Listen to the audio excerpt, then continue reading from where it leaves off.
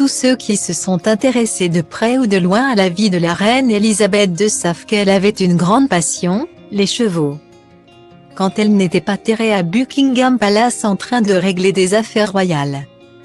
C'est auprès de ses animaux favoris, après les corgis, qu'elle passait le plus clair de son temps.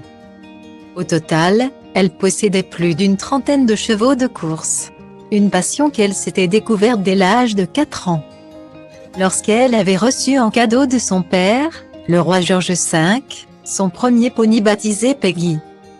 De son vivant, les courses de chevaux étaient le seul endroit où l'on pouvait voir la souveraine s'égosiller. Crier à gorge déployée et sans retenue devant les caméras. Bien souvent, l'épouse du Data Link People égale à 5 BC 3 EEA 801 9 à 4 F 31 à 908 AC 77 CD 2 FBBC TAC Prince Philippe était accompagné d'un homme lors de ses sorties équestres, le directeur de course John Warren, qui a supervisé tous les intérêts de course et d'élevage de la reine décédée pendant plus de 13 ans. Un homme qu'elle considérait comme l'un de ses plus proches amis et qui était avec elle lorsque son cheval Estimat avait remporté la Ascot Gold Cup en 2013. Mais alors que la reine Elisabeth II a toujours été profondément attachée à ce dernier. Son fils Charles, devenu le nouveau roi d'Angleterre, s'apprête à lui faire un terrible affront. Selon les informations du Sun, Charles III devrait prochainement démettre John Warren de ses fonctions au sein de la royauté.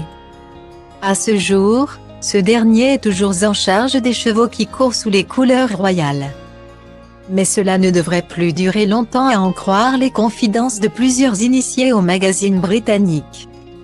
Une décision que l'intéressé a manifestement vu venir puisque comme le précise le journal, il s'est fortement diversifié depuis que le mari de Camilla a accédé au trône.